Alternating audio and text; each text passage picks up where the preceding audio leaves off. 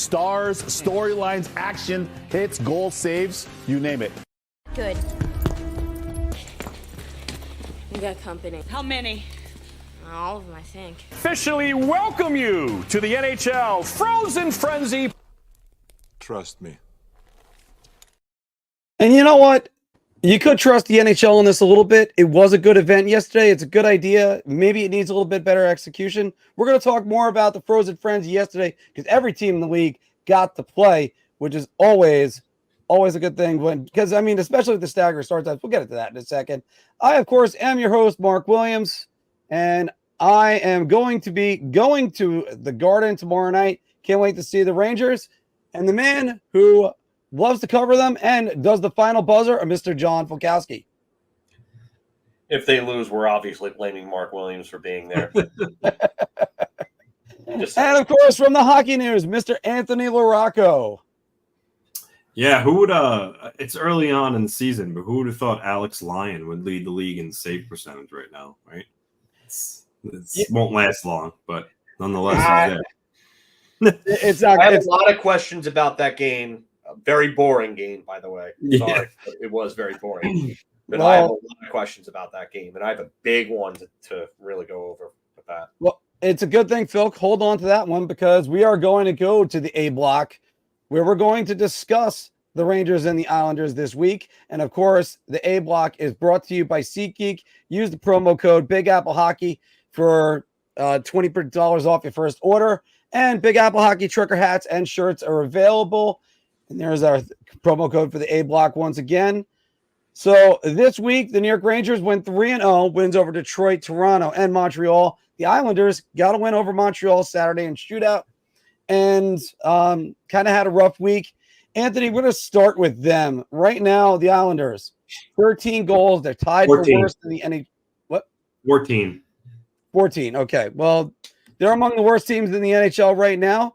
And just last night, lost 1-0 to the Red Wings, and they outshot them 29-11. And Thursday, they lost 1-0 to the Blues. So what's your thoughts with the Islanders and then the Rangers this week with you, Phil? You want to start with Anthony, I guess? Or? Anthony, yes. Sorry.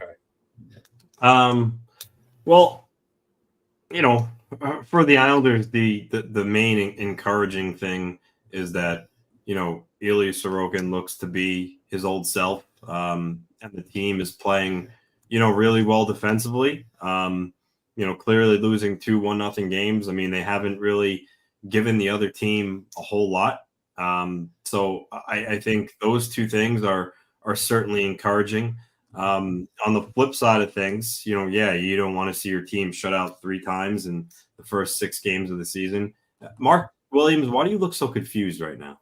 Oh, because the Islanders are listed as 13 goals for on NHL.com. So that's why I'm a little bit confused. You know what? I'm going to take full responsibility for that one right there because I counted 13 when we were in the chat before. That's on me. No, but NHL.com says 13, and I'm counting it right now. You got they lost 3. Sorry about completely derailing this. 5-4 loss in overtime to Utah. No, nothing against Dallas. 6 against Colorado. So 10. I get it. Yeah, you know what? I get it now. Shootout win. They count the goal counts for a shootout win. Now I get it. But they actually scored 13 goals. Okay. All right. My NHL app on my phone says 14 for goals for. NHL.com hockey, the standings also say 14, but they're counting. Yeah.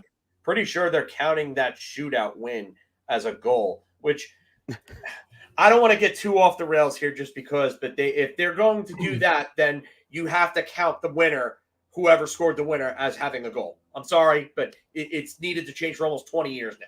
Yeah. So, Anthony, sorry, we derailed this a little bit, but let's get back to the Islanders. What happened last night and what happened this week? As I was saying, you know, the encouraging things are, you know, Sorokin and the team really is playing tight defensively. There's really no issues in their game right now when it comes to defending. I mean, clearly they've only allowed, 2 goals the last couple of games. But, and specifically, obviously, last night in the game against St. Louis. But the main concern, is the offense isn't there. They exploded for 6 goals against Colorado. So that was good. But again, getting shut out, for the 3rd time in 6 games isn't something you want to see. Patrick Waugh in his post game says that he's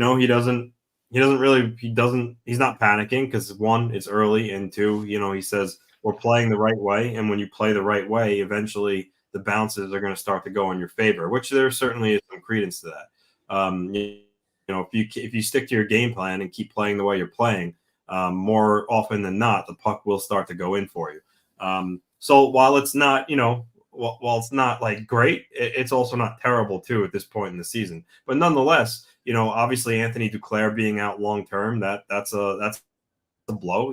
I thought he fit in real nicely with Barzal and Horvat to start the year. He had, I think, like 3 points. So, he was playing well, and now with him out, it's basically back to last year where, going to be like a revolving door of players they could try it on the top line. Right now it's Simon Holmstrom.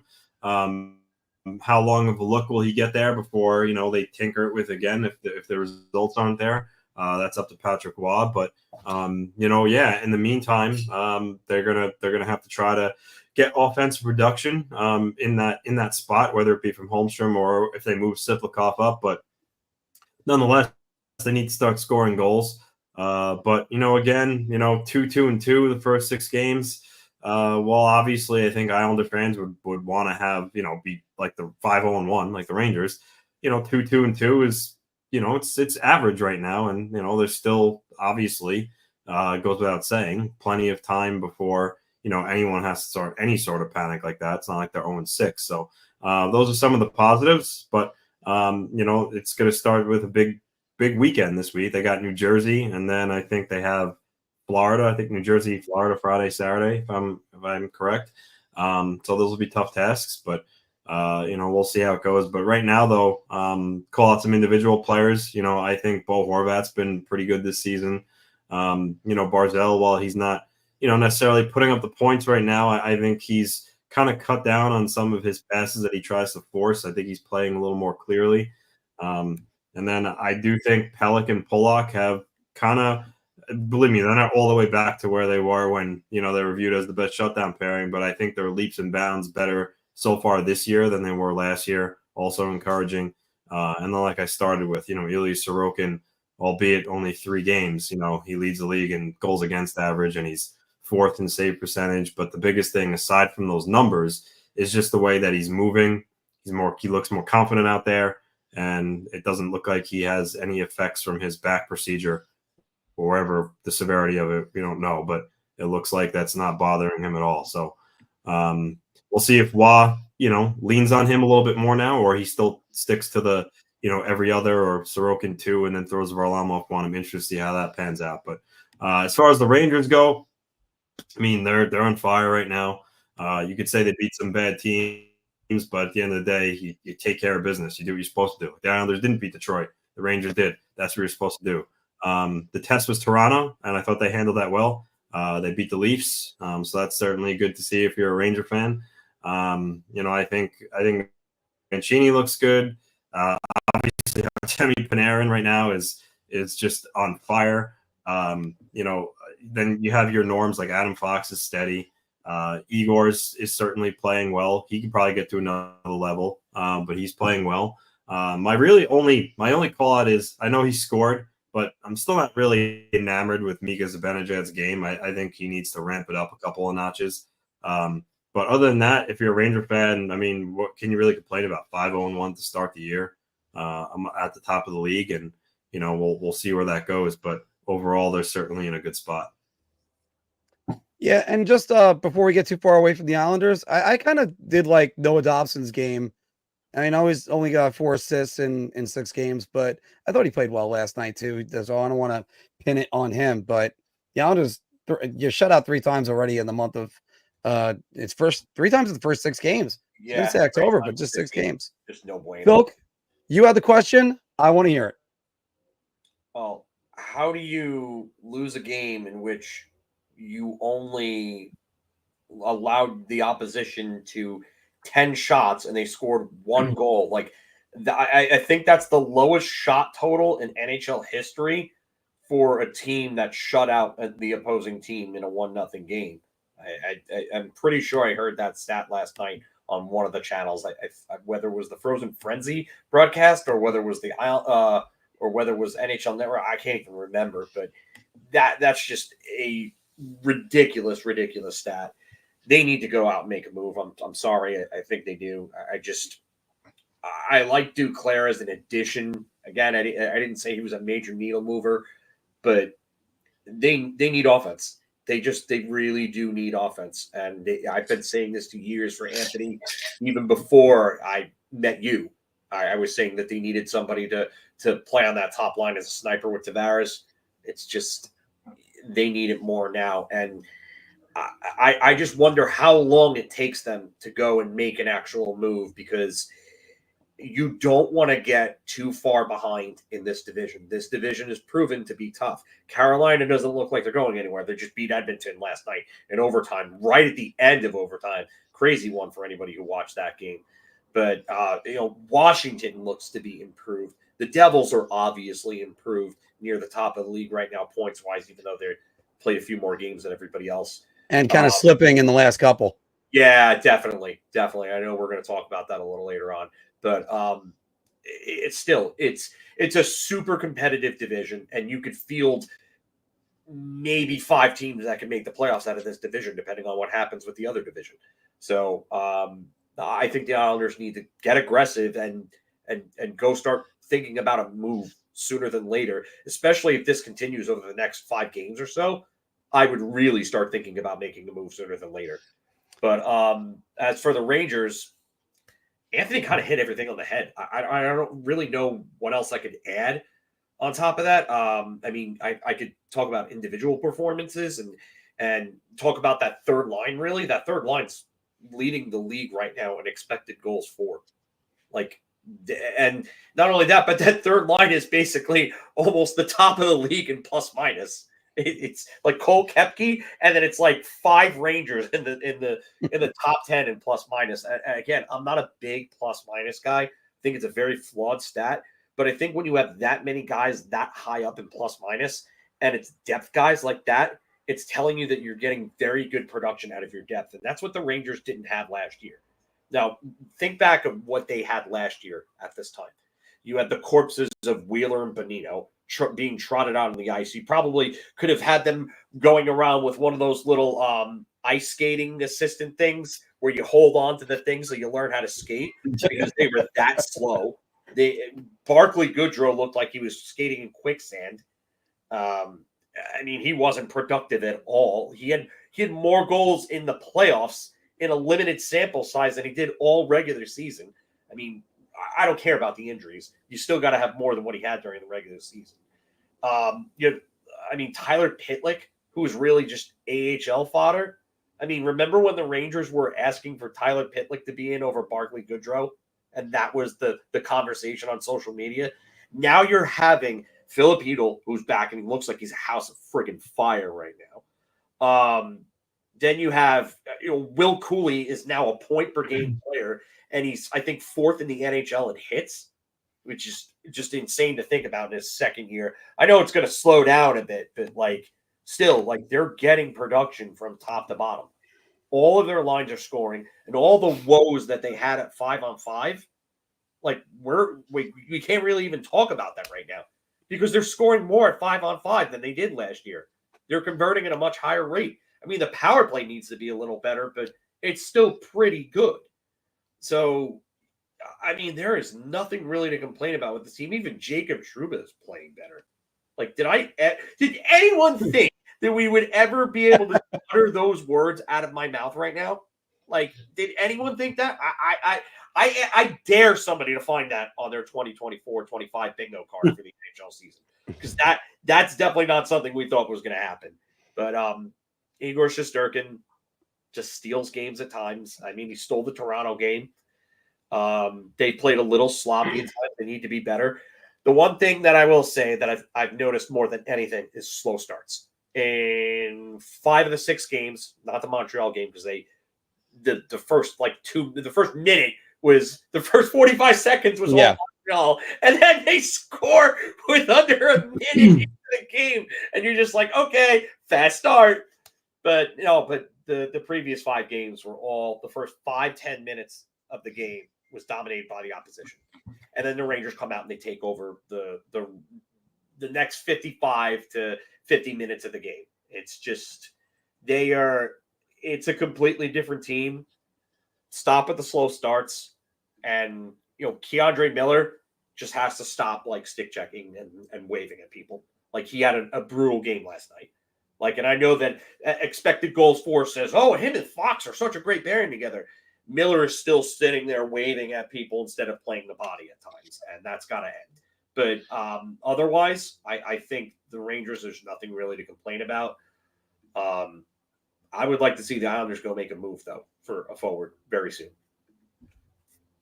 Well, just a couple things to go into. First, last night, Phil, was it kind of weird with that second goal for the Rangers that there was the icing call, and it wasn't called icing. Whistle.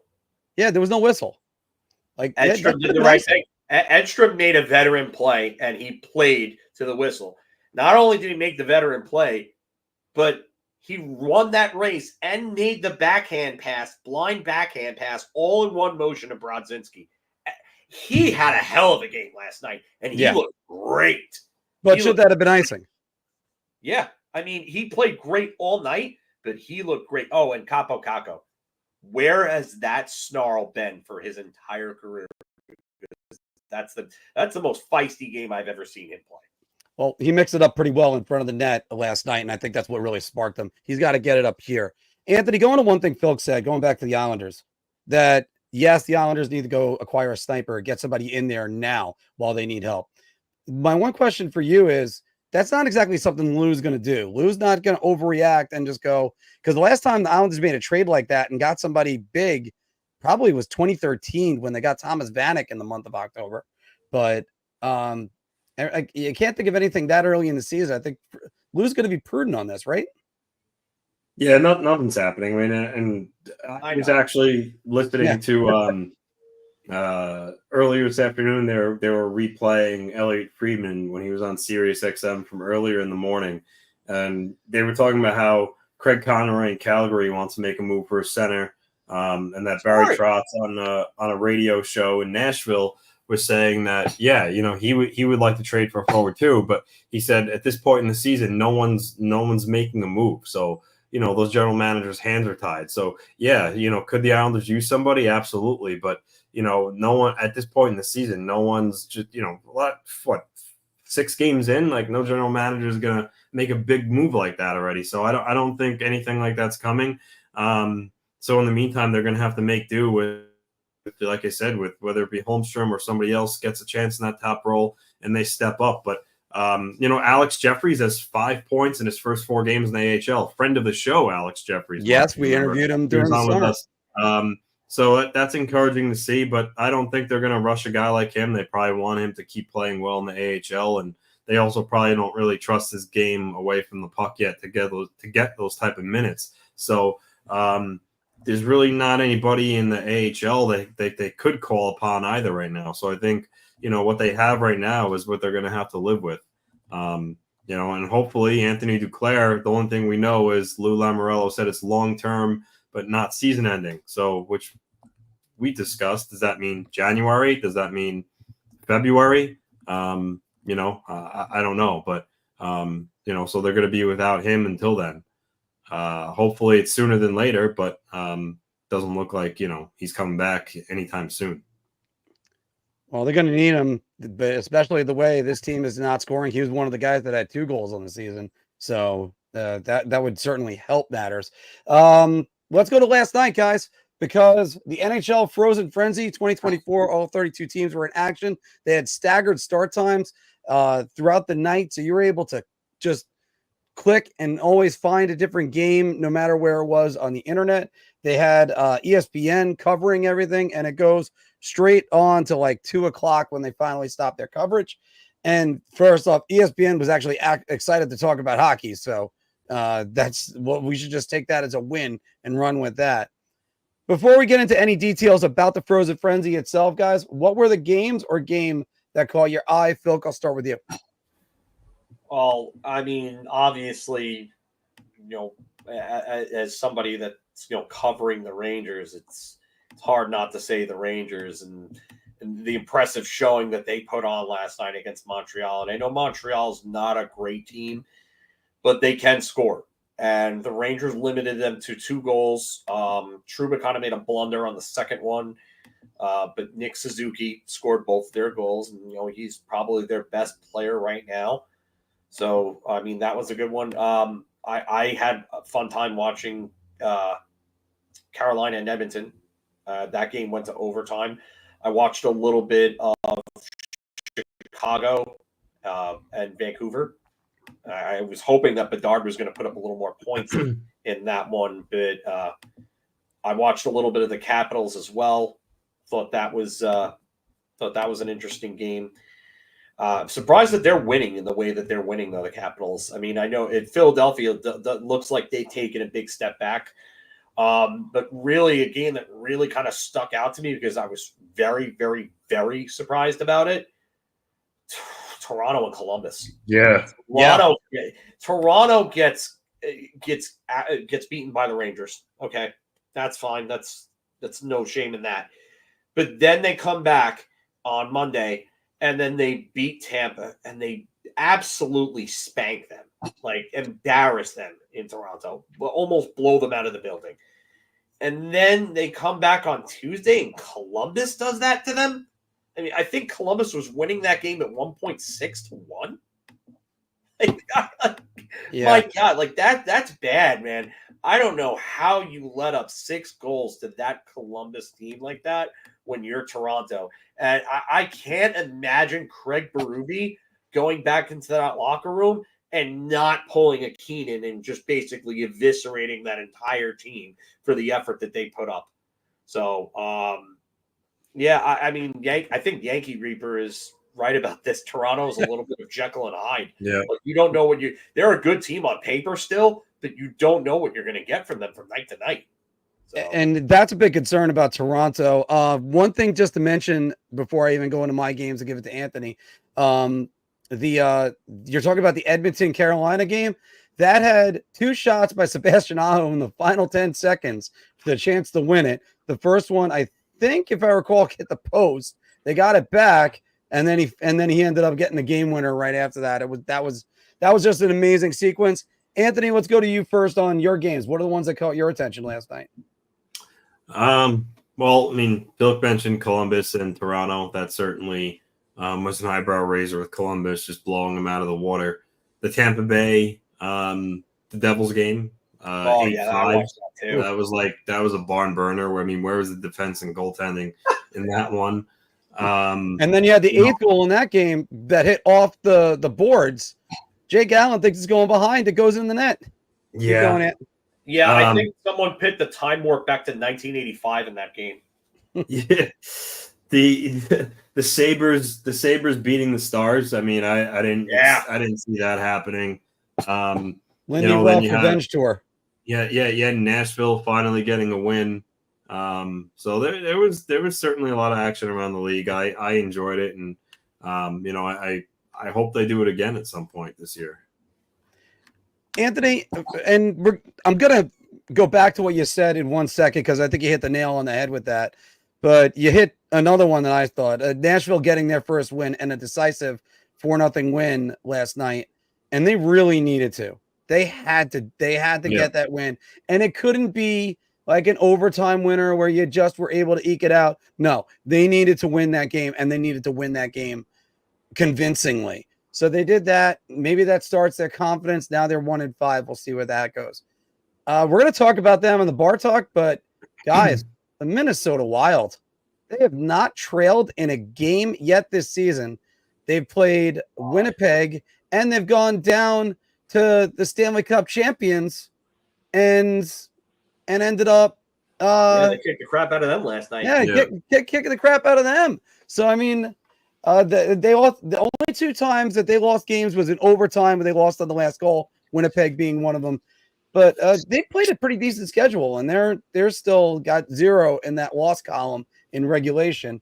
And you know what? You guys took the rest of them on me because the Devils was going to be another one I was going to talk about because it's 14 goals in the last 2 games on the Devils. Uh-oh. Yeah. I'll say this. They need to do this in like a February after like college football and NFL season ends. Do it on a Saturday and just have it run from 12 o'clock to like 12 o'clock. And that would just be, oh man, that'd be so awesome. Phil, you hit the nail on the head. And Anthony, I'm going to get your thoughts on this in a second because I do think it's a success. You get it early on. There's no problem. This isn't the Winter Classic. This isn't the outdoor games. You can do this multiple times in a season. And you want to do it early? Get everybody introduced to all the players in the season? Fine, do that. That's actually great. You hit the nail on the head with that. You could do it the week after the Super Bowl. I know Daytona's been owning that for a little while. So maybe you lose some of the NASCAR audience in there, but you do it from 12 o'clock to 2 o'clock in the morning, maybe even 3. If you want to go with the West Coast markets, give them an 8 o'clock game. That would be fantastic. Anthony, your thoughts on the Frozen Frenzy, and does it need improvement? So Phil kind of stole what I was going to say, and actually it was based off. I mentioned that interview with Elliot Friedman on Sirius XM. They asked him about the Frozen Frenzy, and he said the one thing that he would like to see is exactly what Phil said. He said, start earlier in the day. He's like, start, 10, 11, 12, and, just run games all day rather than starting with the first game at 6 p.m. So that I think that's the only thing that could do better, honestly. I think that because that's literally hockey the whole entire day. Ooh, I really like this idea. Natty, you're on to something here, man. I would totally be down for one of these every month, but it's definitely got to be on a Saturday. It's definitely got to be on a Saturday, yeah. I got to say, maybe not the final day of the season. I understand what people are would be psyched about because there'd be a lot of throwaway games. That would I do agree with you on that part, Mark. I think there'd be too many throwaways.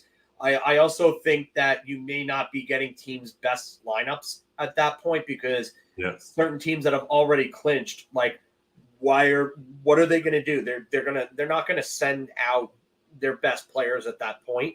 Some of these teams are going to rest their players with like the Rangers last year. Like they had the President's Trophy wrapped up. They didn't. Oh, they wrapped it up on the final game though, because if they won, but they had the division already wrapped up. But they already had the division wrapped up. It's just that you don't need to. I don't know. You don't need to be doing that. So, I think once a month though, I could get on board with that. But I think it's better for them to do it in February and March because there's little to no like competition. Like, you're going to have the NBA. NBA will have Saturday games and stuff like that. Mm-hmm. But you know what? If you do it after football, you're going to get a lot more viewers. Mid-Saturday in March, right before the March Madness would be fantastic because you're not going to get everybody watching the NCAA games at that moment. Or even if you want to do closer to the Final Four, sure, you might lose some Final Four viewership, but that's about it. Maybe even do it to promote the Frozen Four. Do a little cross-promotion in there and get some things in. And stiff neck, Phil? Yeah. And but yeah, I think Evan's onto something here too. I mean, the week after the deadline, that Saturday right after the deadline could be a good one.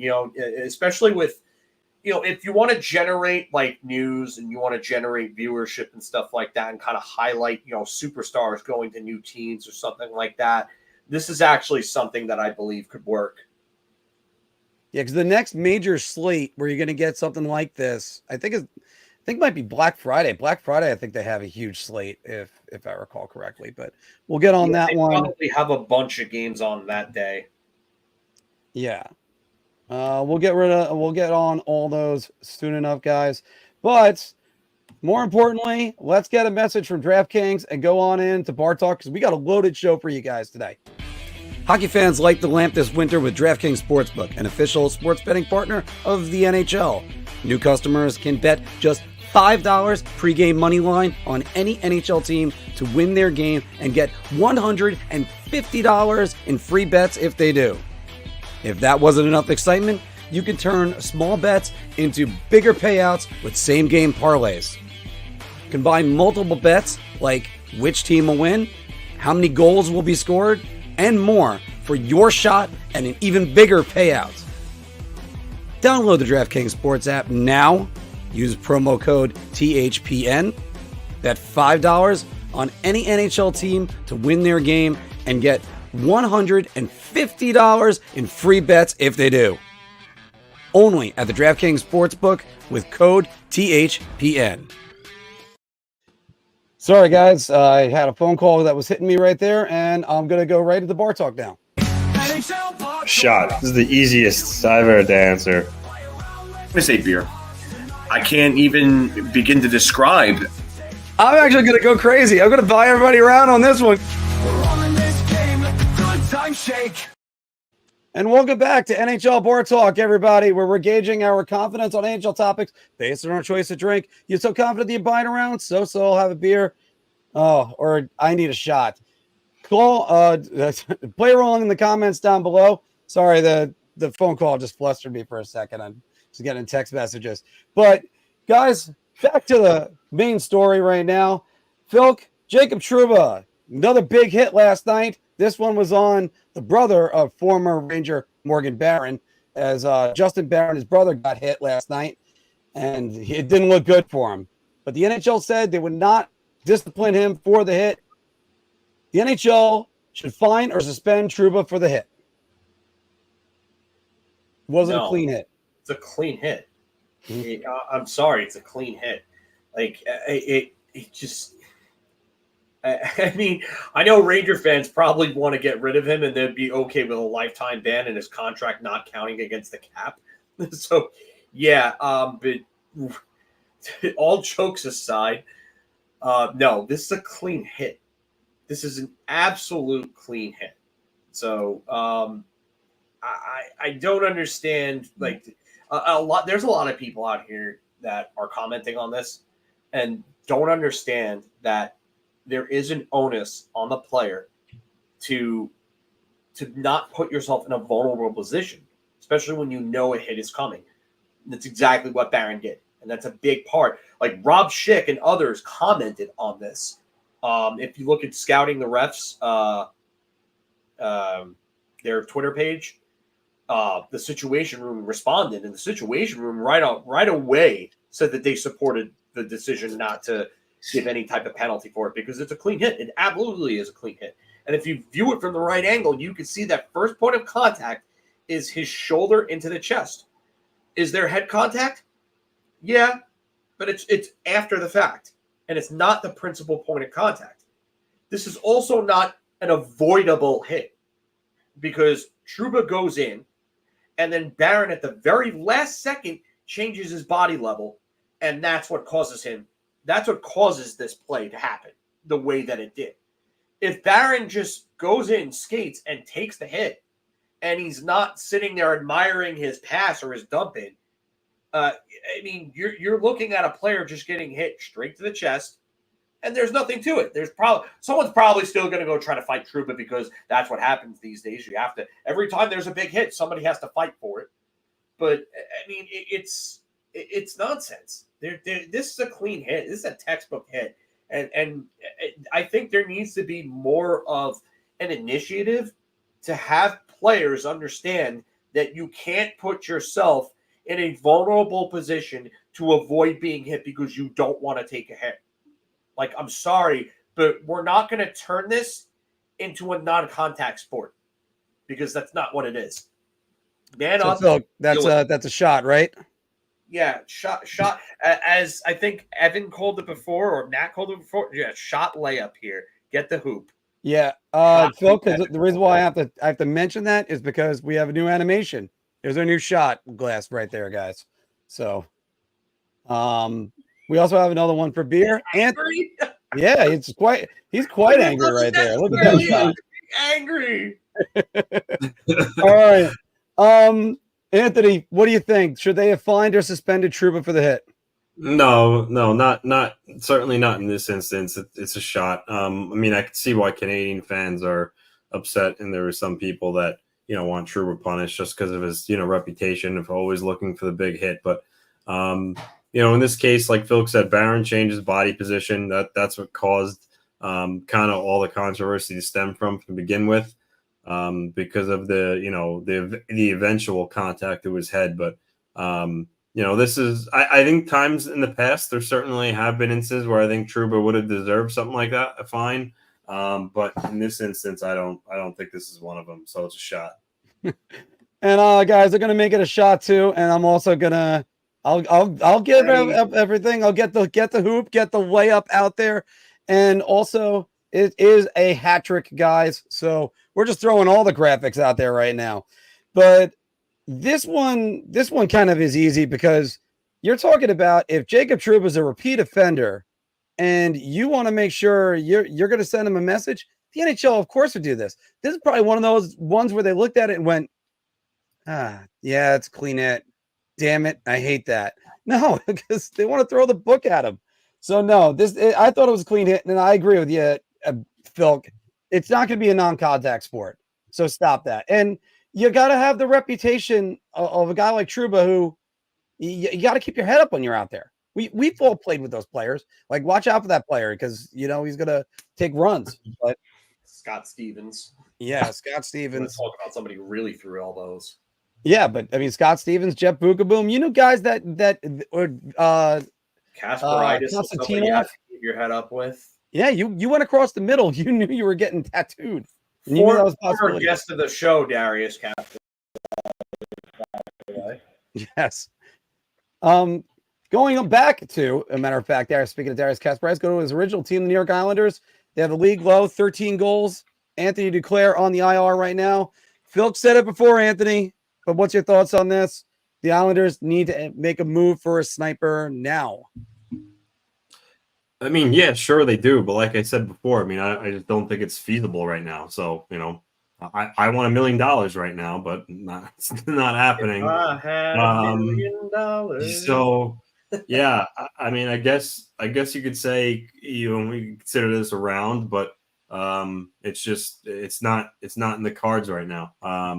If they're looking like they're going to be a playoff team again come the trade deadline, I think Lou will look to make a move, as he typically does when his team's playoff bound. But I don't see it happening right now, unfortunately, just because it's so early and teams aren't really necessarily willing to make a move right now. And then not only that, but also the Islanders are right up against the cap too, so they'd have to jump through a lot of hoops to make that happen. Yeah, so it's a round for that. They need one, but not likely. So that would make it a shot. Yeah. So we'll go with that. We'll go with the ones that they needed. So Phil, you're already going to say round on this one because you were talking about it earlier. Yeah, all right. Maybe we could have set it to the Islanders will make a move for a sniper well before the trade deadline, and we could have. Yeah, you probably could have gone that way, but let's stick with this one. All right. So keep going. Yeah, it's a round. I'm sorry. They need to make a move. You can't score 13 goals in your first 6 games, get shut out 3 of those games, and especially with this team basically being almost the same exact team that they hauled out there last year. Like, I get it's not going to happen this soon. I understand that. But do they need to make one? Absolutely. So Lou should be manning the phones and should be looking to see if there's anybody that teams would even consider moving within the next month or so. I'm actually going to go beer on this one. And the only reason why is, look, they could, on paper, they need to make a move. But the truth is, they kind of don't. It's still 6 games in. It could just be a dry spell. It could be the same thing as usual, guys. That's another thing, too. So we'll see about that one. But depending on the adjustments, maybe Patrick Waz made, maybe they're learning a new system. I'd wait on that, but also get some clarity on what's going on with Duclair. I'm sure Lou has it, and he isn't telling everybody. because it's definitely like that Simpsons thing I like to post about him. It's a secret. Shut up. But it's, just as far as Lou goes, this one, I'll give them a little bit more leeway on this one. One team that's making noise in the Metropolitan Division right now, the Washington Capitals, guys. You look at them last year, they made the playoffs with the 28th ranked offense, 216 goals for. This year, they're averaging 4 goals per game. That's 5th in the NHL. Phil, the Capitals have a top 10 offense right now. Or right now. Oh, they just have one. I mean, you kind of have to inherently say round here, right? I mean, I don't project it out. At the end of the season, they're going to have a top 10 offense. It's at the end of the season. No. All right, so are we gonna change this to they will have a top 10 offense? They will have a top 10 offense. We'll go to that one. Okay. We know Anthony's answer. I'm gonna say shot. What? I'm gonna say shot. I don't see this lasting. I don't. You know what? I'll give them credit though. They put up 3 goals against. They actually have 9 goals against Jersey in 2 games, which is a pretty good team. Which I thought would actually trounce them both times, because this team is not really a young or a fast team by any means. And they beat Dallas, which is actually crazy. I didn't think they would beat Dallas or Vegas. So they've kind of got some surprising wins, but I don't see it as sustainable. I really don't. And you're not getting anything out of Alex Ovechkin to this point. He has 1 goal and 4 points in 5 games. Like, that's definitely not that's like a 60-point pace for Alex Ovechkin. That would be the worst season of his entire career, which I get it. He's 39 years old, but I have a hard time seeing this sustain over the length of a season. Dylan Strome at 8 points in 5 games, I see him cooling down. John Carlson could be close to a point per game defenseman. That wouldn't shock me. Tom Wilson now has 5 goals in 5 games. That shooting 35.7%. That's obviously going down. The one thing I could see happening is Andrew Mangiapane having a little bit of a rebound year and Jacob Chikrin continuing to put up points. And then I should say 2 things.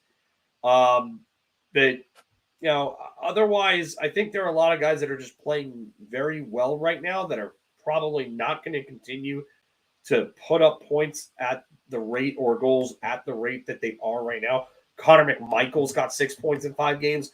I don't see that maintaining either. I don't. I'm sorry. So I'm going to say shot. I just can't stop laughing because when we changed around the words, Anthony gave his reaction, and in poker you would call that a tell. So Anthony, I believe your words were, "Oh God, no." But, all right, so I'll put up your shot. Go ahead. I mean, Phil basically said everything I was going to say. I mean, it's not. I don't really have much to add. It's a shot, and like Tom Wilson isn't 5 goals in 5 games. That's not lasting. I mean, it's just no. It's just no. And also, too, Mark, your friend PLD, 2 points in 5 games. He's got off to a real good start in Washington. Who'd have thought PLD? He didn't go up this. I love how he called him your friend. Yeah, I mean, oh my goodness. I gotta go. I gotta make this a hat trick too, guys. I'm gonna go shot on this one too. They're definitely not getting the top 10. You want to say that they might get in the top 20? We'll see about that one. But hey, I don't know about that. I don't know if they'll be that low, but I mean, but none of this is sustainable right now. I'm sorry. None of it's really kind of looking. I still think one of the things I can't help but wonder about, guys, is usually when you get 2 different goaltenders, Locker room Ebola. Oh boy, yeah. That one, I can't wait. We got to get a T-shirt that says that one, Locker Room Ebola, or something like with that. With his face on it. Yeah, that would likely get us a slander suit. You know what? Get enough people that approve us right on that one. All right, but yeah, I'm not sure about the Capitals. And as I was saying before, you got two goaltenders. They're both lefties. They both kind of play the same. Is that really? And I say lefties. Sorry, right-handed catching. I always think about how they're throwing. I always think baseball. What does it have to do with their offense? No, I'm just saying on that one. I'm throwing that one in there. But their offense, I don't think it's sustainable. And wait until the injuries start hitting to a lot of these guys who haven't exactly had the healthiest careers. So we'll see about that one. Let's go to the Atlantic, guys, where the Ottawa Senators are looking better than they were last season. There was a mistake in there that wasn't there a minute ago. The Ottawa Senators goal differential last season was -26. This season, they're right now a +3. Anthony, Ottawa's going to have a positive goal differential at the end of the year under the direction of Travis Green. I mean, it's still so early. I mean, I get where you're this coach because they're a +3, but it's so early. I don't even. I mean, the one thing I'll say is they have Linus Ullmark in goal this year, which so far he's got a .914 save percentage. So obviously that's better than what they've had. So that will certainly help. But their defense as a whole, I mean, Jake Sanderson is obviously, he's very good, but I would say more of an offensive-minded guy. I mean, same with Shabbat. The rest of their unit, I mean, Nick Jensen, Travis Hamonic, I'm not in love with it, but I mean, I do think Linus Ullmark could be a difference maker, but their offense is really good, which you've talked about numerous times with all the guys they have there. But so I don't know. I'll say beer, but I'm not convinced it's going to be a positive goal differential though. But I think there is a chance. All right, Phil, what do you think? I'm going to probably have to go beer. I mean, Kachuk and Stutzla have had really good starts. Batherson, obviously, and Sanderson, too. Sanderson, I've always said this about Sanderson. If Sanderson ever figured out the offensive part of his game and, really started to put up some points, he would really be a top-notch defenseman because the defense and the skating are definitely there with him. But he's got 7 points through his first 6 games. I don't know if that's necessarily sustainable, but if he's like a 50-plus point defenseman for them, I mean, that could go a long way towards having that positive goal differential. Anthony talked about Josh Norris last week, I believe. He's got 3 goals and 6 points through 6 games. Claude Giroux doesn't seem to be slowing down very much, but, we always talk about that age 37, 38 year. I mean, that's what Claude Giroux is going. Oh, he's 36 right now. He will be 37 in January. So he's still kind of a year away from that. But, I mean, maybe this is Giroux's last super productive year. And then, you start to see the decline with him. But they do have a lot of good pieces on this team to be excited about, especially going forward. But I'm with Anthony. The defense is really not great on paper. It's not when you look at it. I like Sanderson a lot. I would kill to have him as a Ranger. Shabbat is very up and down. He's capable of giving you 50-plus points and logging 26 minutes, but his defense really leaves a lot to be desired. Travis Hamonic seems like a shell of himself. Tyler Cleven, I mean, Jacob Bernard Docker, Artem Zub. I mean, these are really the guys that Nick Jensen. Nick Jensen's got 4 points. Good for him already. But, I mean, aside from Sanderson and Jensen,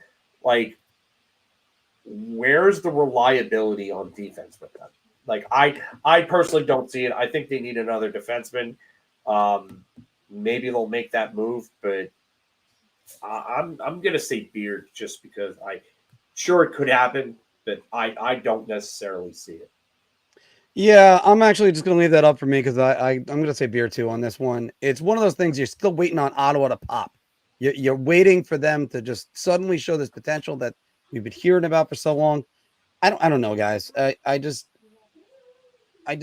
always wonder about what's going to exactly if they're going to have enough defense to really sustain it. Forsberg, he's not reliable if you gotta lean on him long term. So Allmark has to be the guy and be in consistently. So we're gonna, like I said, I've said this enough on the show, so I don't need to keep repeating. We're gonna see about that very soon, guys. I mentioned earlier in the show that's got to be someone Anthony and I know. That's an old joke. That's got to be somebody that Anthony and I know. If you look at that photo, it looks to be a Chihuahua. So I think that's has to be Salvato. Oh, that guy's alive? Yeah.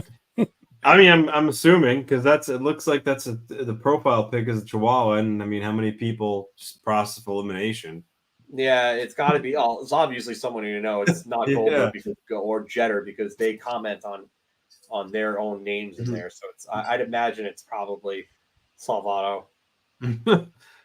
Well, guys, moving forward. So we have the Minnesota Wild. I mentioned before, they got that 0 in the loss column. They've had 2 OT losses, by the way, so unbeaten in regulation. But they have not trailed in a single game this season. That's a little bit of a mind-boggling statistic when it comes to them. Phil, Matthew Boldy, 8 points. Marco Rossi, 6 points. Brock Faber, 3 points, but he's got a +5. Anthony, going to you. Minnesota's young core has finally arrived. I mean, Boldy had a really good year last year, and Faber was impressive last year too. So, I mean, I think you could even said that, that happened last year. The only difference is Marco Rossi's finally looking like he's going to be one hell of a player this year. So, I'm just going to say round. And when you also consider that even though Gustafsson is the one that's killing it right now amongst the leaders in save percentage and goals against average, they also have Jesper Wallstedt, the good young goalie, waiting in the wings too. So I think there's certainly a bright future in Minnesota, especially if they convince Kaprizov to stay in 2026. Then yeah, I think there's only good things ahead for this franchise. But my answer is around. Phil? Yeah, I with this, I mean, for me, yeah, you could say Boldy had a very good year last year, but Matthew Boldy is actually having an even better year so far. Like he's over a point per game. Like he's got 8 and 6 right now. So this Minnesota team looks really good. Wallstedt's on the roster. He was a first-round pick for them, highly touted, one of the best prospect goaltenders we've seen in a while. Marco Rossi, like Anthony said, is having a really good year. Faber, yeah, he's a point every other game. That's just basically kind of what he was last year, a little more than that. But he's got a really good plus-minus too. He's playing good minutes. The other guys I would say to look out for are probably Marat Kuznetsov and Liam Ogren. I know I've talked about them in the past, but they've got roles on this roster now. It's a shift away from the older veterans like your Spurgeons and your Brodins. Yeah, they still play important minutes for them, but it's just these guys that had to come up and had to start producing for this team in order to get this team back to a playoff spot and being like a true contender are doing the job and handling the load right now is really what I would get out of this. So, yeah, definitely a round 2. Yeah, I'm going to take it off and put it right back on. Their young stars are really coming through. And this has kind of been a long-term plan, I think, especially with Bill Guerin, trying to really revamp this entire team. And, I got to hand it to him. He's been doing a good job, despite the fact that they've been living with cap penalty hell the last few years. Yeah. And and you got to hand it to John Hines right now. He's doing a good job coaching them up. But again, it's still early. And I want to go back to Mike Panic's comment that would just flash right here.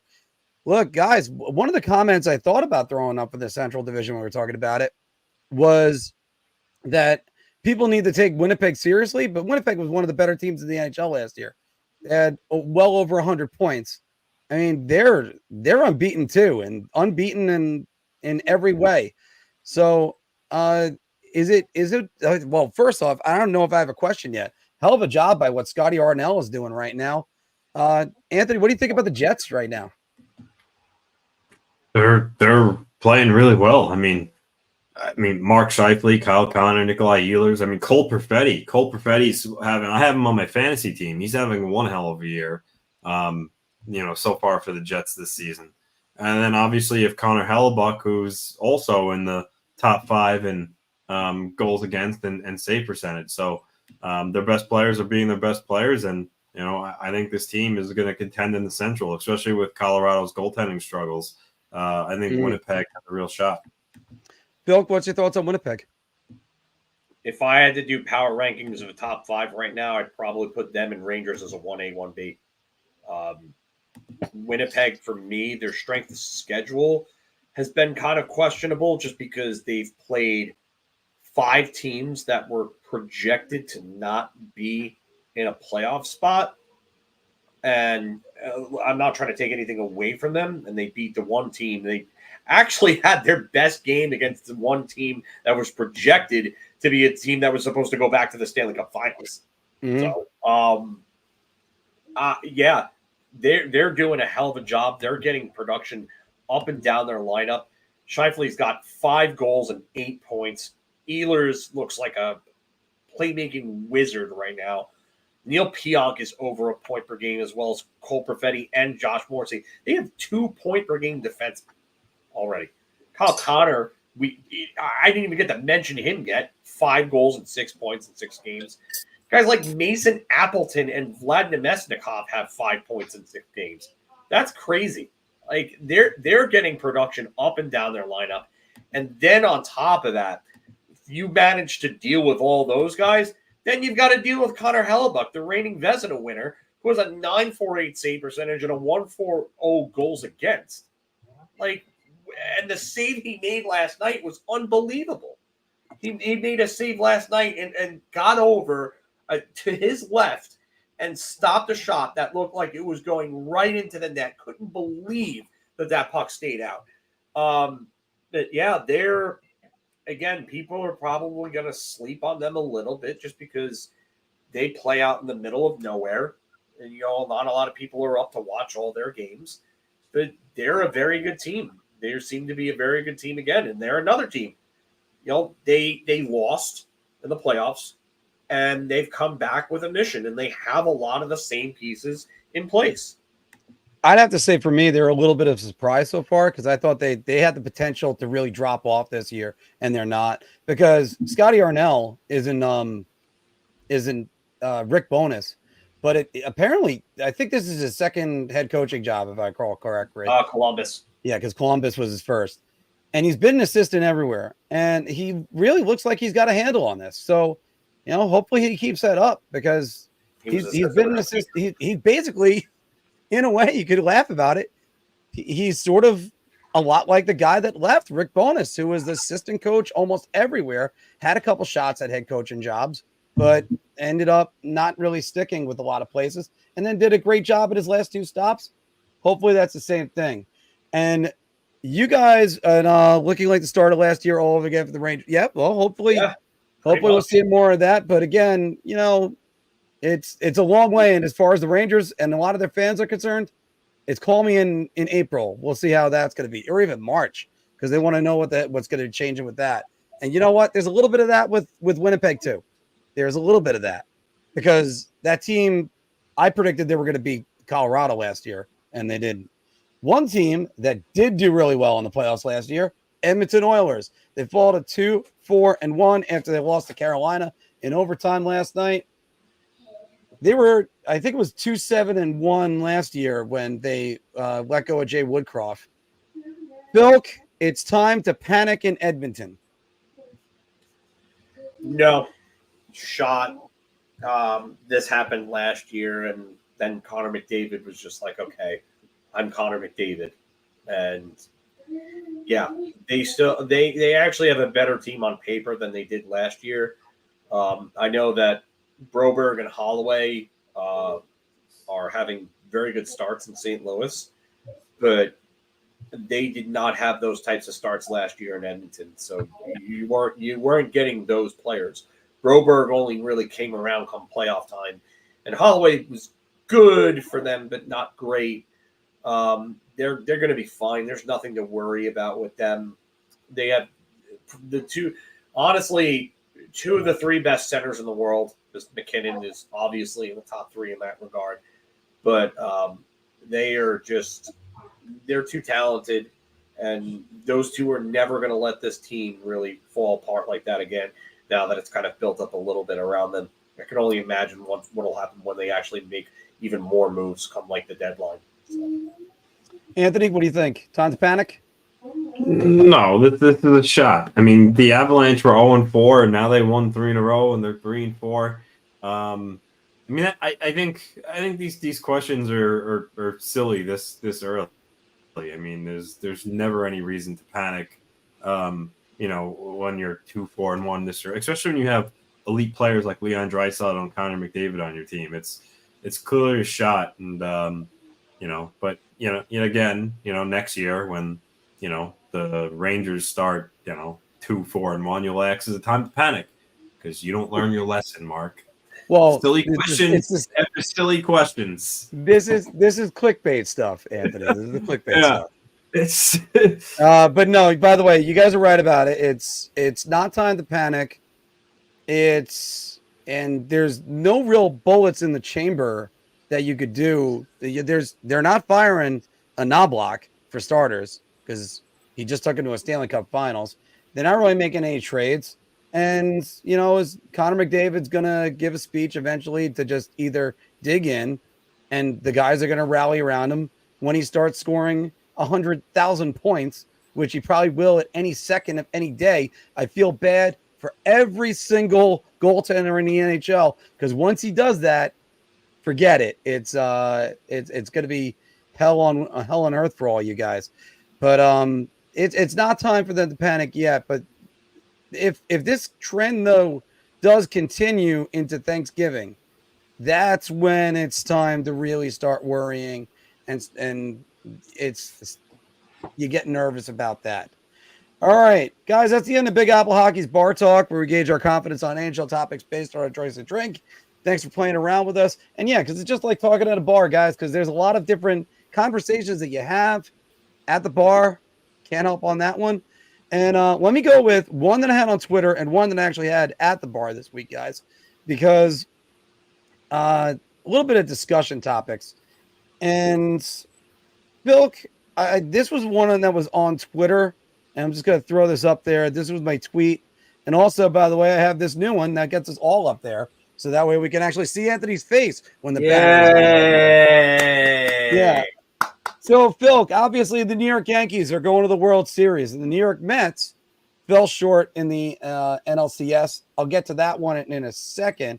However, one of the places asked me, what's the greatest trade or in NHL history or in your team's history? And, they cite Butch Goring on there. And I kind of went with these as the best New York trades of all time. Let me see what you guys think about them, because I went number 5, which was number 6, Mike Piazza of the New York Mets. Completely changed around that franchise in the late 90s from 99 on to when he left. Then you have Paul O'Neill to the Yankees. Paul O'Neill with the Yankees, I think this is an underrated trade when you think about it in the pantheon of New York sports, because O'Neill, I can't imagine the New York Yankees without Paul O'Neill. And I think he was the linchpin to them being great. Keith Hernandez to the New York Mets. I actually own a Yankees jersey with 21 on the back because of Paul O'Neill. So, yeah. Yeah. Could you imagine? By the way, Phil, who they trade? And the best part about that trade is I started watching the Yankees around that time. And Stick Michael got a world of shit for trading Roberto Kelly, who was a fan favorite for Paul O'Neill. And how did that trade work out? Oh, I don't know. They just won 4 World Series in a 5-year span with him. No big deal. And he won a batting title with them too, I believe, as well. I mean, yeah. And he was really the Yankees' intensity, and that was there. Now, absolutely. He was a heart and soul player. Now that gets me to number 3. By the way, there's going to be a caveat to one of these. I'm going to get to at the end because there's a guy that I don't have on this list. You can argue should be on there. But So number 4, Keith Hernandez to the New York Mets, 1983. They got all these young players. You get a veteran like Hernandez. He was going to leave in free agency. That was a possibility. His dad says, I've been watching these kids during the strike. Good in the Strawberry. You should stay. He elects to stay. Mets end up winning the 86 World Series and really one of the best teams in baseball after that. Those are mine.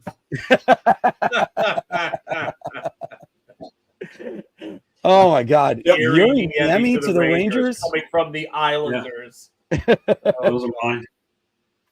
Now, here's where two are debatable. I went with this one and said it like this because number 3, Mark Messier to the New York Rangers, changes around the franchise for years. And when he left, things were different. He wins their only Stanley Cup in 70 years plus. And it's just, it's a franchise shifting trade. But is the Goring trade at number 2 the one that's even more franchise shifting? Because Anthony, as you'll be able to say it, after they acquire Butch Goring, that was the piece everybody says won them everything. And number 1 was the guy that was traded for Nanette, Babe Ruth. You can't argue with that one. Phil, I do have to ask one other thing on this and we're all football fans, not as much as they used to be. Phil, I don't have Eli Manning on here because, in my opinion, the Giants kind of drafted him. It was a draft day trade. Basically, he said he wasn't going to go to the Chargers. Trade, and that needs to be on there over Piazza to the Mets. Okay. Sorry, well, then I would probably put Eli Manning at 2. Maybe. All right. So Butch Goring needs to be knocked down a little bit. Sorry. I know there's going to be people who say, oh, well, you're a Ranger fan. Okay. Butch Goring was probably the 5th or 6th most important player on that team. I'm sorry, but he was. You're going to tell me that he was more important than Trottier, Bossy, Smith, Gillies, or Potvin? Maybe even Tonelli? No, I'm sorry, but he wasn't. He wasn't more important than any of those other players. He was a very good player. He was a good player that came in and put up okay numbers for them and was what they needed. Yes. And yeah, he ended up being a part of 4 championship teams. But he was nowhere near the most important player on any of those teams. I'm sorry, he wasn't. Definitely not. Completely, absolutely not. Messier came to New York and was tasked with the most daunting task in sports at that time, outside of maybe the Boston Red Sox, going to the Boston Red Sox and having to get them to a World Series. Messier had to break a 50-plus year drought, and he did it, and he won an MVP, and he had a 100-point season doing it. And he was a guy that ended up being a franchise-altering type player. Goring wasn't a franchise-altering type player. He wasn't. He just, on his own, he wasn't. Did he win 4 cups with them? Yeah. But did he alter a franchise? No, he didn't. It wasn't him. It was the guys in front of him that really did the job, and he was a complimentary piece and a good one at that. Anthony, was Goring a franchise altering trade? I don't disagree with Phil. What Phil is saying. I think that the main thing is he was the final piece. No one's saying that he was the most important player on the team because he wasn't. He was just the final piece that came in and helped the primary guys get over the hump. So I'm not going to argue what he said, but I will say it was just more if he was the guy that got him over the hump instead in terms of being added to that nucleus. They were missing one ingredient. He was that ingredient. I'm not arguing that at all. I'm not. I just don't think that trade impacts the Islanders as much as Messier impacts the Rangers. I mean, if you want to say that, I could say the same for Paul O'Neill. They had other pieces in place. And then Jeter coming up was really what did it. Jeter comes up as a rookie in 96, a full-time rookie in 96. They win the World Series. He wins Rookie of the Year. He goes on to win 5 championships, and he's considered one of the best players of all time. Were there other players that were better than Paul O'Neill on that team? Yeah. Bernie Williams was a better player than Paul Bernie O'Neill. Williams is so underrated. Bernie Williams is completely underrated. He is Mr. ALCS. I have never seen somebody better in the ALCS than Bernie Williams. And that's why Giancarlo Stanton's performance in the ALCS is monumental when you look at it. Andy Pettitte, top line starter, one of the better starters of his time. Also better at his position than Paul O'Neill was as his. Mariano Rivera, best closer ever. Best reliever ever. No argument. You could go shove your argument up your ass for all I care about that. Lee Smith, no. Goodbye. Trevor Hoffman, no. Goodbye. Who else are you going to sit there? Posada, no. Posada's, no, not even close. Honestly, O'Neill was probably better at his position than Posada was at his. You could debate that. O'Neill was the heart. O'Neill was the guy that slammed the bat and had the frustrations. Not the most impactful player on those teams. Yes, I love Paul O'Neill, but I will be the first to admit that on the depth chart, he's not top 3, probably not even top 4. But that's why I went with the term trade. You had to trade to get these guys. I understand that, but what I'm saying is the magnitude of what Messier to New York did. The only thing that you could think of that would do more would be Ruth to the Yankees. Ruth made the Yankees what the Yankees are. He was the first true baseball player that transcended the sport. He may be the first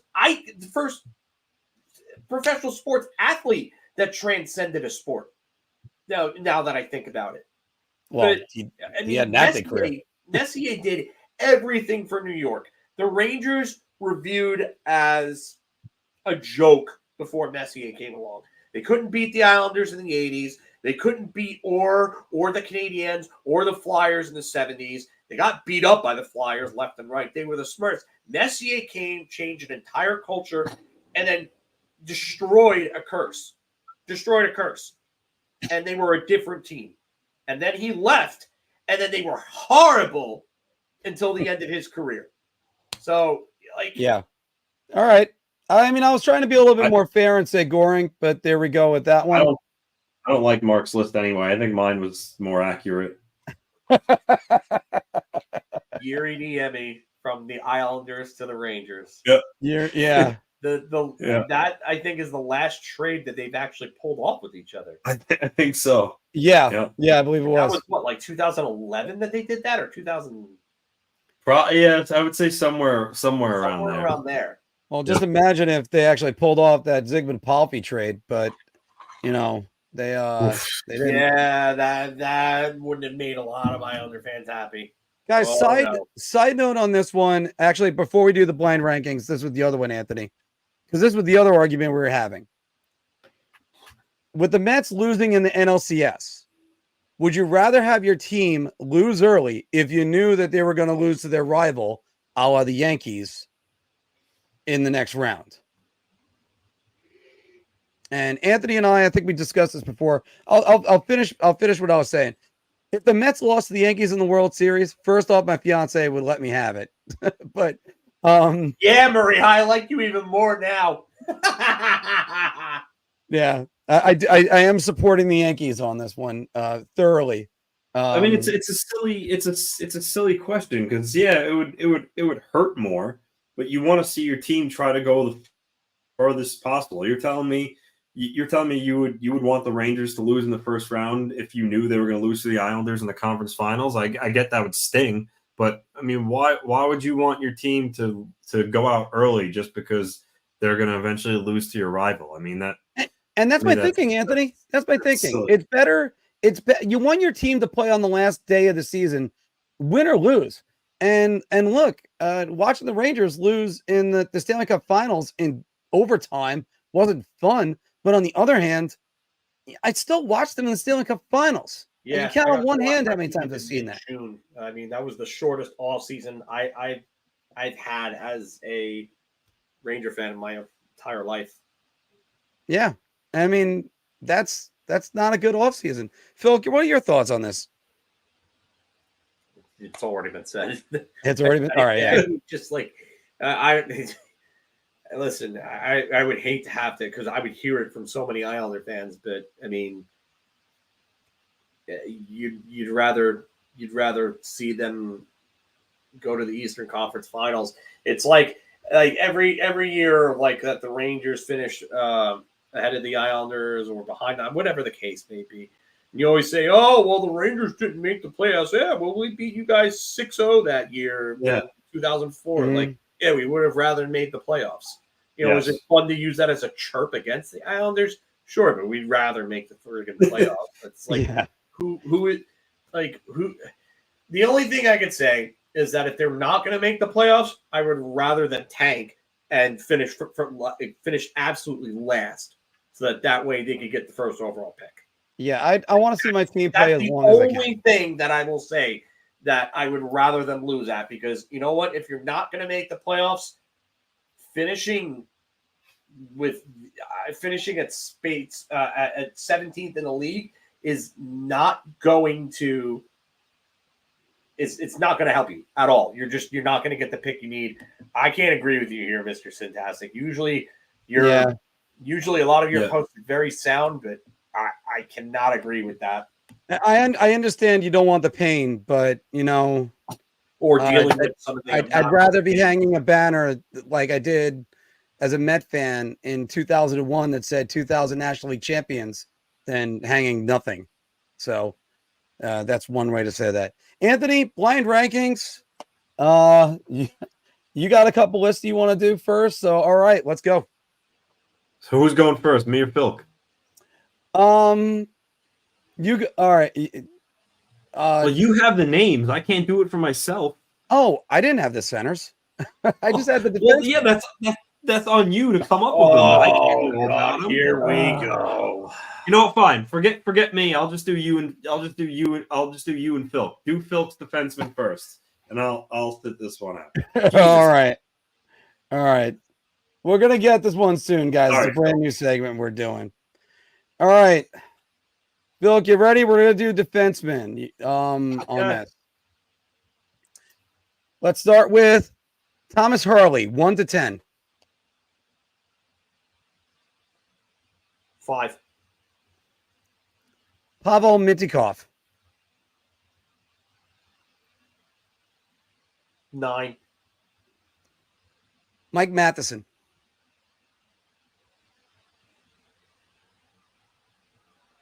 6. Noah Dobson, 4. Jake Sanderson,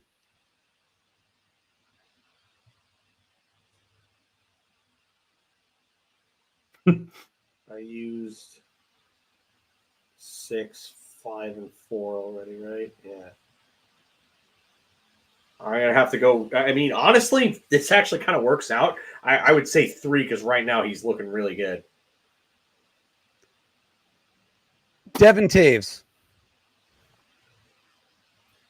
I mean, this is gonna suck to have to put him this low, but I'm gonna have to say 7 right now. And it's not Devin, it's Devon, dude. Yeah. Come on. Anthony's been mispronouncing this all day. No, all right.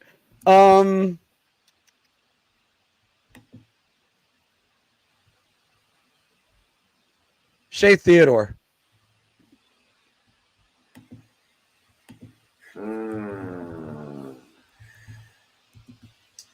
This is a weird one. I'm gonna have to say 2 right now, just because he's over a point per game.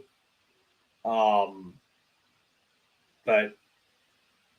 yeah, I'm gonna have to say 2. Cale Makar, 1. Noah Dobson. You already said no. I did say Noah Dobson. Sorry. Dougie Hamilton, I think I'm gonna have to go 9 with him then at that point. all right. Yeah, Is there somebody I forgot, Anthony? There's one other, I think, because I don't think I haven't used 10. Yeah, I haven't used 10. Yeah, he's missing. Zach You're Werenski. missing Zach. So I'm gonna have to put Werenski at 10. And he's been playing really well this season. So, yeah. And my bad on that one, Anthony. I had it slated for the two of you Mark. guys to fight back You and ready? forth on it. Ready, Mark? I'm going to give you your category is American-born forwards. Okay. You ready? I'm ready. Troy Terry. 9. 9 for Terry, huh? Okay. Let's see. Tage Thompson.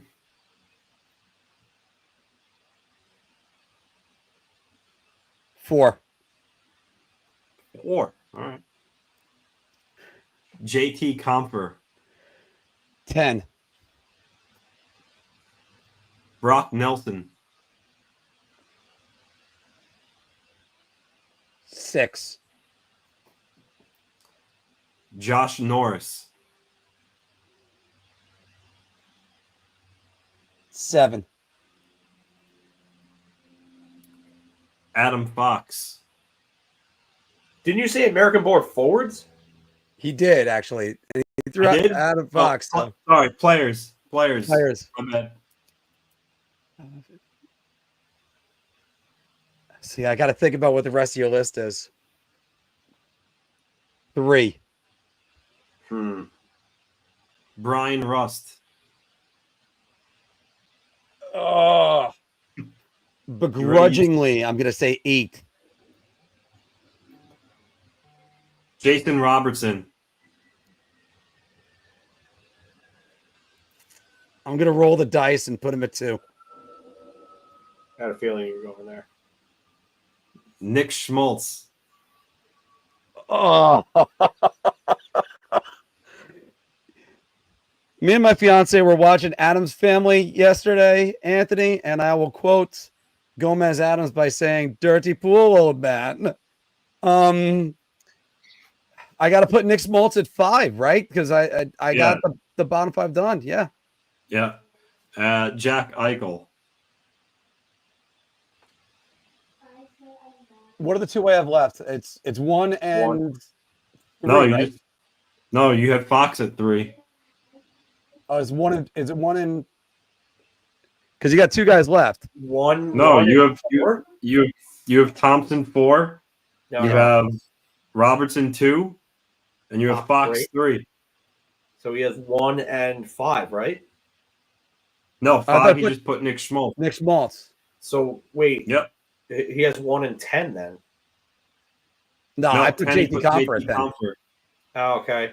Wait, so 1 and 9 he has? 9, he has Troy Terry. Oh, that's 8. right. 8, you have Brian Rust. So And then it was Brian Rust, and it was Josh Norris. So it's Jack Eichel's the only one left, right? Yeah. So it's Jack Eichel's number 1 then. Whew. Yeah. Ooh. All right. Wow. Mark got the top ranking correct. Yeah, he did. Troy, in retrospect, Troy Terry. You know what we should do? Troy Terry at 9. We should play a blind ranking of players that absolutely infuriate Mark Williams. Yeah, that's a good one. It's just like Cam Talbot, Jack Eichel, BLD, and fucking make him. We could do a bonus round for it. Well, we could do. Well, here's the thing: Jack Eichel doesn't annoy me anymore because no, but he did. He infuriated you so. He bad infuriated me for a while. But we should. What we could do is we can make him describe, make him say one word to describe each player as he puts it in. It's just like PLD would be Ebola. You know what? Well, you guys set that one up, and I'll have the description in there there. Oh my god, that would be amazing. You need to find a way to get it on the screen like they have on social media. I don't know if that's possible here. It's harder for this. It's easier if I do it in editing, and we're still getting the kinks out of this. This is the best one we had so far. Oh wait, Anthony, before we do that, I got to name this player. Oh yeah, I got 3 of them. All right. So okay. All right. You guys are going to get these pretty quickly. Let me just finish them up first. Just for the people that are listening or watching. We'll start with this guy. He Get it to the top. And this guy started his career with. I can barely see that, Mark. There's got to be a way to enlarge it. Okay. Well, I'll give you the full description. He started his career with the New York Rangers. He was then went on to the New York Islanders. He played there for 6 seasons and then went on to play for the Florida Panthers and finish up his career with the Pittsburgh Penguins. He has 1,182 penalty minutes, and Philk is right. It is Eric Cairns. I had a feeling once you said Rangers, and I could see like 96, 97, so it matched up. And then, but when I saw Pittsburgh, I was like, I know he ended his career there. So yeah. Well, this one's going to be an easier one for you guys to get. And again, I'll go through the full description. It would be nice if it was an easier one for us to see. I'm working on that one, Phil. I'll make sure I get the description better for you guys. All right. This guy started his career with the New York Rangers, played 18 games, and then one game he went on to the Calgary Flames, played with the New Jersey Devils for 3 seasons, almost 3 complete seasons. His lowest games was 76. But then he went on to his hometown Boston Bruins before finishing up with the New York Islanders, playing 29 games. Who is this player? Wait, Rangers he played another. It says like 2013, 14. Oh, he played with the Florida Panthers to finish. I'm sorry. So this is a Ranger that went to Calgary. He started in 2000, went to Calgary. 2000, 2001 was his first year with the Rangers. Mm-hmm. Then he went to Calgary. Defenseman? He could be. What is it though? I can't see that. We can't see. It's obvious. It is defenseman. Sorry, position says D. Sorry. Yeah, the position says D, so it's okay. From that Rangers team. 11, 12. That's a young defenseman on that Ranger team, and it's not Kim Janssen. Nope. He never played for the Islanders. Wait, you said hometown. Wait.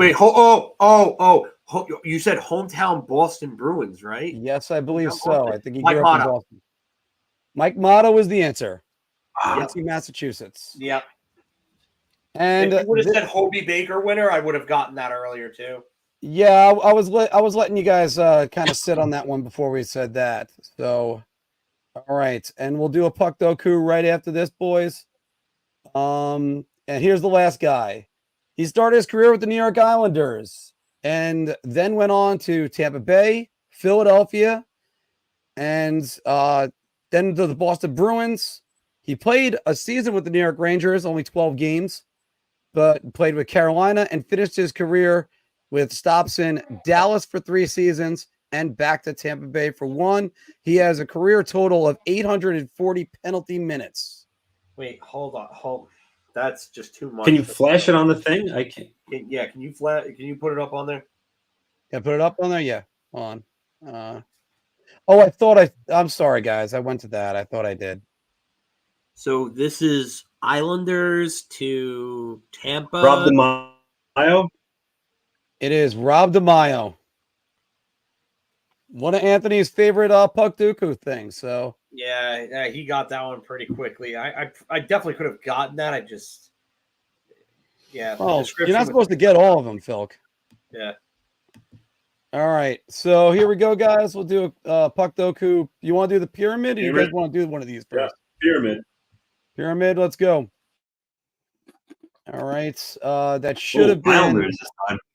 Ooh, okay. So you got to have a New York Islander, and then it's 40 career playoff games played, a 40-goal season, an 80-point season, a 500-point season, and then they got to play for the Toronto Maple Leafs at the top of the pyramid. So, all right, well, what obscure Islander do you guys want to go with? I would say Eric Fischio, but Anthony, I'll let you answer this one. Like last week's, let's start with Sven Butenschon.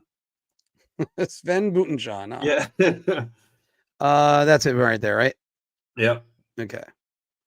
40 career playoff games played, and they have to play for the New York Islanders at some point. I mean, you could use a lot. Josh Bailey. I was thinking Sean Bates. Does he have 40 career playoff games? I don't think so. He has 29. So not him. Josh Bailey, but is he going to be? Is he going to be too high up on the answer? I don't think so. All right. Well, because it doesn't have to be 40 for the Islanders, right? Yeah. But that's what I'm saying. It doesn't have to be 40 just for the 40 career playoff games, and they played. So Tyler Kennedy would be a good answer too. Yeah, I mean, you could use Tyler Kennedy too. I mean, I don't think Josh Bailey is going to be like high either. So whatever. I mean, if you All right, we'll try Josh Kennedy Bailey right here. We will try Josh Bailey right here. Uniqueness of 1. So see, still not. It's this is from Mr. Zero as far as uniqueness goes. So. Yeah, but for a pyramid, it's harder though. So that's why. New York Islanders. 40 goal season, and he had to play in 40 playoff games. Anthony, the guy that I'm kind of pointing to right there is either Steve Thomas or Wendell Clark. But I think Steve Thomas might get us more. I think Wendell Clark. Wait, hold on. What is it? Yeah, and also, but also, Mark, also keep in mind the last one is the Maple Leafs, and Steve Thomas. I think Steve Thomas fits the rest of these categories, so I wouldn't. I think you're right. So Steve Thomas might fit. I wouldn't waste him on this 40 goal season category. All right, Wendell, however. Wait. Hold on. No. We're right here, Phil. We got you. No, what I'm saying is, it's a guy who has a 40 goal season, but does it have to be with the Islanders? Does it have to be with the Islanders? Kirk Muller. No, doesn't have to be with the Islanders. Kirk Muller's a pretty good one. Kirk Muller have he's got to have over 40 playoff games. He definitely has over 40 playoff games.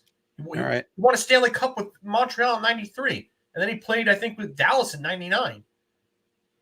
Yes. So I think that's actually right there with that. So how do you feel about Kirk Muller, Anthony?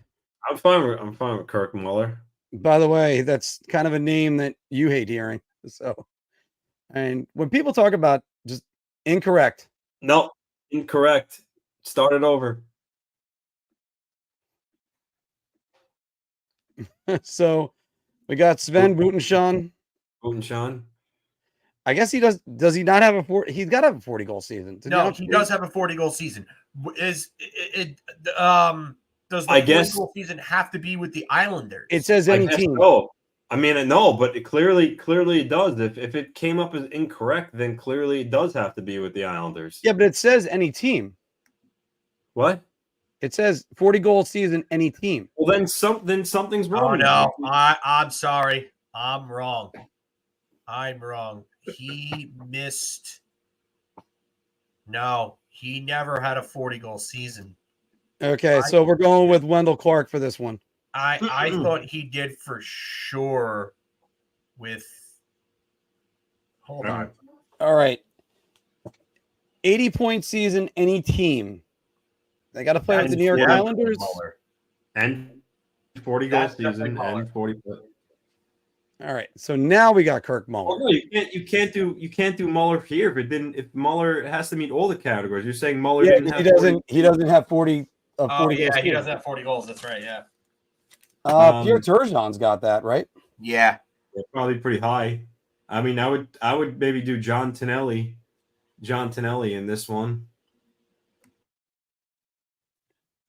Oh, I'm checking on John Tonelli's numbers to make sure, but yeah, he's got John Tonelli 42, 58, 100 points, and 84, 85. John Tonelli's a good one. Let's go with that one.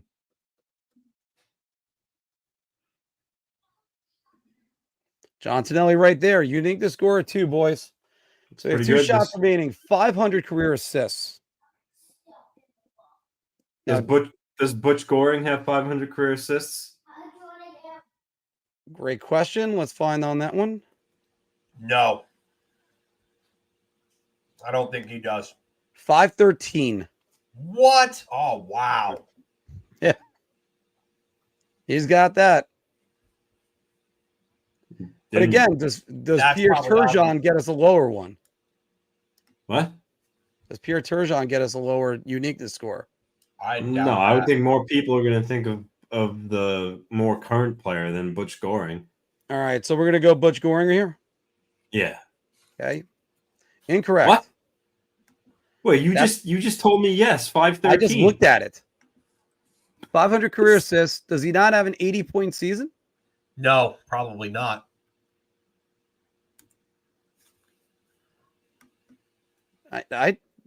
No, he does. And with LA in 1977. 85 points. He doesn't have a 40-goal season, guys. Nope, that's why. All right. God, we're just batting 1,000 on this one. So you know what? I think if we flipped Tonelli and Goring, I think it would work out because Tonelli has 500 assists and he has a 40 and he has what Goring didn't have. Okay. Which was a 40-goal season. I think if you do that, I think it should work out. Well, no, because Clark would be there. Wait, no, Goring. All right. So what we say Goring's missing the 40-goal season? Yes. Yeah. Okay. All right. Well, so what happens if you use Ray Ferraro here and Tonelli in the next one? Does Ferraro have 80 points? Check first. Don't just. I'm gonna check. I'm just getting it locked in. I know he has the playoff games. I know he has the 40-goal season. He has 80 on the nose with the Islanders. Yeah, so then you're good then because he has 40 goals. Is the plus going to matter? 80-point plus season? No, because he has 80. That worked, guys. That still worked. Now, so now we use John Tonelli here. And Anthony, that means Steve Thomas up top? We're at a 3. Well, yeah, I mean, can you think of anybody else? I don't know if there's anybody. I think Steve Thomas is a brilliant answer. I think that's hold on. Did Derek King have 500 assists? I don't think he did, but that's a great question. Because Derek King did play for the Maple Leafs. No, Derek King only had 351. Yeah, but he had a 40-goal season. Oh no, he didn't have an 80-point season though. He had a 40-goal, 78-point season in '92 for the Islanders. You know what? I wonder if he would have gotten a better. I think we got a 1 for the Wendell Clark. So I wonder if that would have been in there. I think the only. I mean, aside from Tavares, I'm not sure if I think Steve Thomas may be the only other. I think Steve Thomas may be the only other choice here. Let's click it, guys. Let's see what we got. Uniqueness score of 11. Let's check those numbers. As Anthony said, and he's dead on. John Tavares, 91%, and he fit all those categories. Let's go to the answers on this one. Pierre Turgeon would have been a 29er, so that would have been good.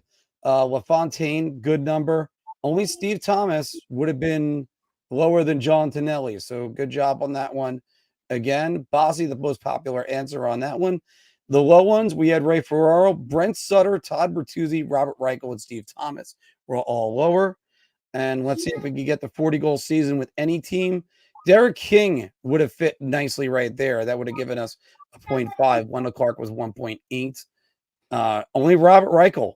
People forget, Robert Reichel was a bit of a player for a little bit. And obviously 40 career playoff games that could be a lot of people. So that's not bad. 11 on a pyramid. That's pretty good. That is pretty good, guys. I will take that and I will run with that one. And we got 70 of you guys watching right now. Thanks very much, everybody, for joining us tonight. And after I kind of blew that first blind ranking, but still. But still, this one's, yeah. All right, I'm just happy that I showed up pretty well on my first one. Only one game on the calendar tonight after everybody playing last night. Just so not much action right now. Anthony, a couple things that kind of made the cutting room, didn't make the cutting room floor. Tristan Jarry being a healthy scratch this week. That's just something that I was shocked about. That's a story that's not going to end well. Yeah, you know, when Pittsburgh re-signs, specifically when Kyle Dubas comes in as a newbie to the Penguins organization and re-signs Tristan Jarry we all said that was highly questionable. Mhm. And now it's to the point he's not even dressing. I mean, Nedeljkovic and Blomqvist have been the two guys last couple of games. And I saw last week that Elliot Freeman speculated that he thought maybe the Penguins would waive him, and then obviously they didn't. But yeah, I mean, I think they're stuck with that. They're stuck with that contract because there are teams that need goaltenders. Obviously, Colorado for one, but why would a team that needs a goaltender right now? They're not going to trade for a Tristan Jarry based on his performance and that contract. So I feel like Jarry is almost probably unmovable for the Penguins right now. And I'm not exactly sure what's wrong with Nashville, but sorry, Phil, you were saying?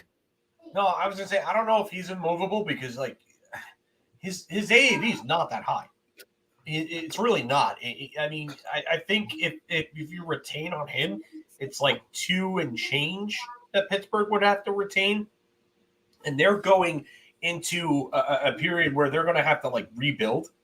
So I mean, maybe a team could get a low end starter if they need it. I mean, maybe could a change of scenery really do him good though? Because you got to remember, he was blamed for their playoff failures against teams like the Islanders. And then they want to re-sign him, 2 or 3 years later and act like he wasn't the issue? I mean, people were even blaming him for not being healthy against the Rangers in 2012. Yeah. I don't know. I just think it's a bad look. And I think this is kind of a toxic relationship between these two sides. And if you could move him, I think that he would be a better goaltender elsewhere. Maybe he's not a great top-end starter, but I think he could probably do better in a situation where he's not asked to be like the focal point or take a lot of the heat when they lose, I should say, because he takes a ton of heat when they lose. It's like almost all on him. And I think you kind of hit something on the head. As much as I criticize him all the time, Phil, I mean, if he goes somewhere else, he could become a better starter. That pressure is off of him. Maybe he doesn't think I have to make every single save. And maybe if a soft one goes in, the bench isn't on him, whether or not they want to say they're on him or anything, because that's usually what the problem is, soft goals. Look what happened to Marc-Andre Fleury. Marc-Andre Fleury went to an expansion team, went on to win a Vezina trophy. So I think you might have a point on that one. Connor Sheary, by the way, former Penguin, he's on waivers. Interested to see where he's going to end up. And I don't think he's gonna get claimed. Not that it's a lot, but he's got. I think he makes like almost 2.5. Yeah, no, 2. So yeah, his cap it's actually $2 million. So he makes $2 million. $2 million for another year. So I mean, that's not terrible, but still, so many teams in the league right now are close to the cap. I don't think they're just going to willingly take $2 million to their books. State of Survival asked right here, guys. What's wrong in Nashville? I kind of got it that they're acclimating to a whole new team. I know they got some of their same players. Saros was a little bit dinged up to start the season, and I think you're going to probably see a better Nashville probably within a month. I don't think Nashville necessarily has a problem either. I think they added so many new players to the roster, like you said, Mark. I think it just kind of takes a while to come together as a team and get everybody to play as one. So I don't think, despite their record, if I'm a Predators fan, I'm still expecting to make the playoffs. Like I don't think they're going to have this disastrous year. I feel like they got too much skill not to. Yeah. Yeah, I think with Stamkos only having 1 goal in 6 games, that's obviously going to change. Marchessault has a goal and 4 points in 6 games, which is not terrible, but I mean, he's capable of being a point per game player, especially with that talent around him.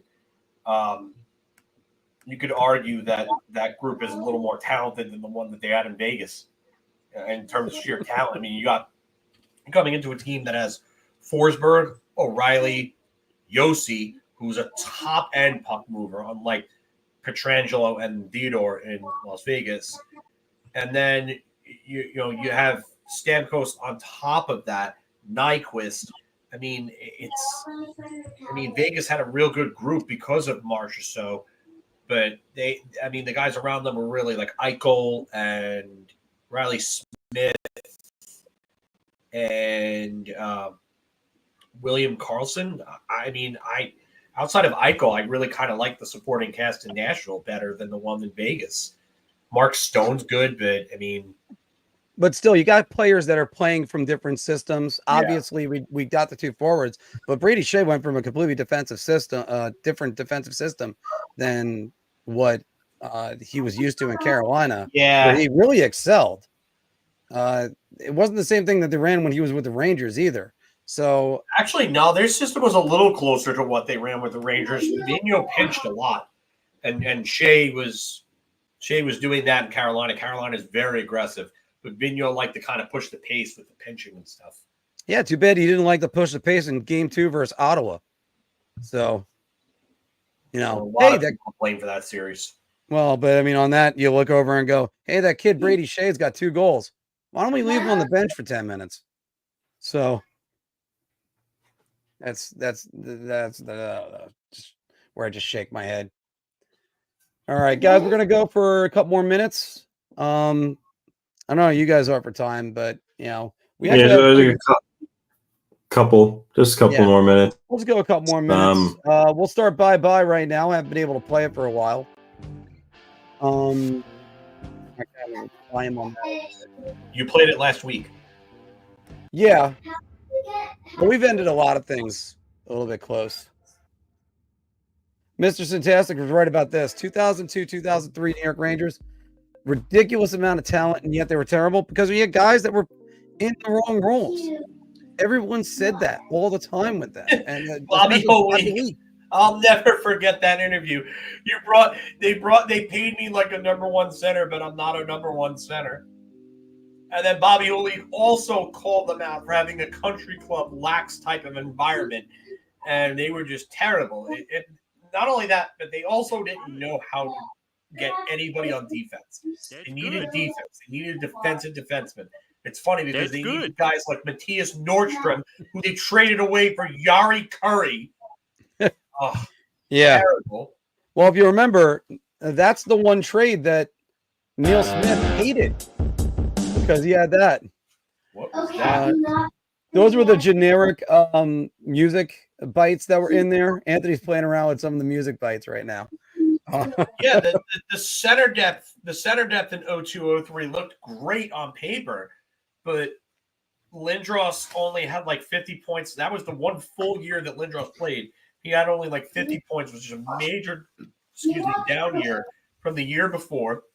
Holik missed like 20-something games and had only 30 points or something like that. Nedved had a down year. Nedved 2002 and 2003 were down years for him compared to 2001, where he had his best year as a Ranger. And then Messier, he got hurt that year too in 2003 he played the full year. But yeah, their center depth is good, but no defense. Leach got hurt. He blocked a shot against Buffalo, I think it was. No, the one where he broke his arm? No, he broke his ankle. Okay, that might have been the one against Buffalo.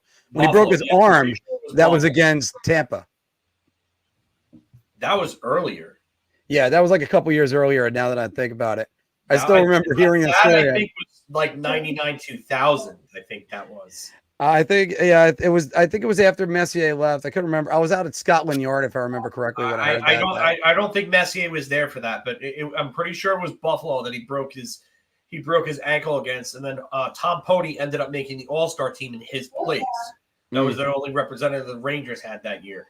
But Phil, going into this, see those 3 guys, those 4 centers that are on the bottom? 3 of them played together because they put Lindros, Nedved, and Holik together eventually. No. Messier. No. Yeah, that was like a one-time thing, but the line ended up being Lindros, Holik, and Barnaby was the line that stuck together for a while that year. Yeah. OMG, what place did I get? I got 4. What is that? Your daughters, Anthony? What? What is that? Your daughters? You could hear that? Oh, yeah. They were saying like OMG. Oh yeah. That's Ella. She's in the other room on her iPad with her friend. Yeah. Well, Yeah. it's fitting OMG. Unfortunately, we won't be hearing OMG the rest of the baseball season right now. And suddenly we're all gone. Why are you solo? Did Anthony mess with you there? Definitely. Yeah. By the way, the fly line, you mentioned the fly line didn't last that long. I think that was only a couple months.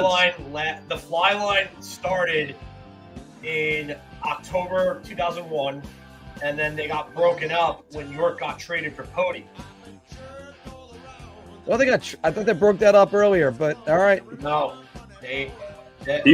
You remember what the Islanders kid line was in the I guess what would that be, the mid 90s? Like Dan Plant. No, close.